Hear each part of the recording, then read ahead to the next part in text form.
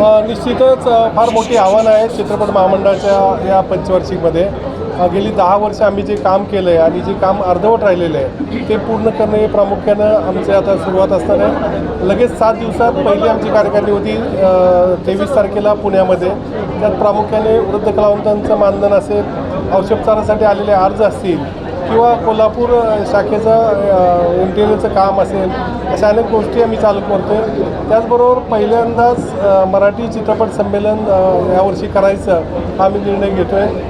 त्याचबरोबर मराठी निर्मात्यांसाठी वेगवेगळ्या ठिकाणी थिएटरची निर्मिती करणे यासाठी शासनाच्या जागा ताब्यात घेण्याचंही काम आम्ही 23 तारखेला ठराव म्हणून करतो आहे. अनेक गोष्टी आम्हाला करायच्या आहेत. त्यामध्ये प्रामुख्याने कर्मचारी असेल किंवा जे कामगार आहेत, लाईट बॉय, सेटिंग बॉईज किंवा स्पॉट बॉईज यांच्या मानधनामध्ये वाढ करणे हे प्रामुख्याने आमचं काम आहे. बरेच वर्ष झालं जे हायकोर्ट सुप्रीम कोर्टामध्ये ज्यामुळे ते वाद चालू होता की ब वर्ग आणि अ वर्ग या कॅटेगरीचं विलिनीकरण, अ वर्गाला मान्यता देणे, हे 23 तारखेच्या पहिल्या मिटिंगमध्येच 45-50 हजार जे अ वर्ग सभासदास पात्र आहेत त्यांना मान्यता देणे, अशा अनेक गोष्टी आम्ही करतो आहे. त्याचबरोबर विक्रम गोखले सरांनी जी पुण्यात 2 एकर जागा वृद्ध कलावंतांच्या वृद्धाश्रमासाठी दिलेली आहे, तर त्याचीसुद्धा आम्ही 23 तारखेला त्याची तरतूद करून त्याही कामकाजाला सुरुवात करतो आहे. असा बरगतचा कार्यक्रम पहिल्याच मिटिंगमध्ये करून आम्ही जे वचन दिलेलं आहे त्या वचनासाठी काम करणार आहोत.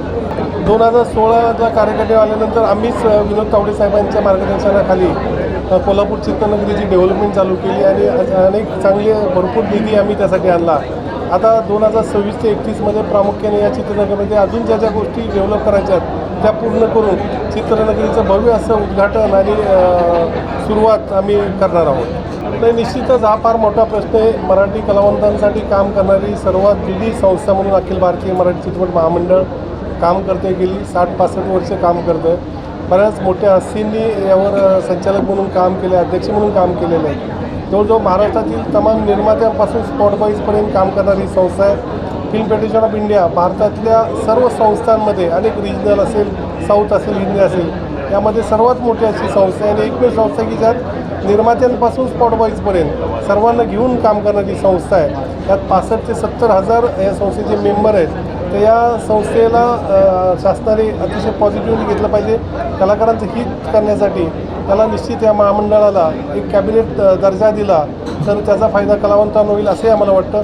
निश्चितच आम्हीसुद्धा एक पॉझिटिव्हली याबाबत ठराव करू. आत्ताचं गव्हर्नमेंट आहे अतिशय पॉझिटिव्ह आहे, कलाकारांच्या पाठीशी उभं राहणार आहे, तर ते निश्चित आमच्या या मागणीचा विचार करतील आणि कलावंतांचं आरोग्य असेल, त्यांना लागणारं मेन घरकुल असेल, या योजना आम्ही या महामंडळातर्फे राबवू. निश्चितच याला एक दर्जा मिळावा असं आम्हाला वाटतं. कलाकारांच्या मानधनासाठी अनेक निर्मात्यांचं बोललेलं आहे, त्याच्याबद्दल लवादाच्या वतीने काय करायचं? आमच्या 23 तारखेच्या मिटिंगमध्येच प्रत्येक शहरामध्ये जिथे जे ऑफिस आहेत तिथं लवाद समिती केली जाईल. रिटायर्ड पोलीस ऑफिसर, रिटायर्ड जज, रिटायर्ड ॲडव्होकेट्स यांच्या माध्यमातून एक लवाद समिती असते. त्या लवाद समितीमार्फत ज्या कलावंतांचं मानधन थकलेलं आहे ते त्यांना मिळवून देण्याचं काम ती लवाद समिती 23 तारखेपासून करेल.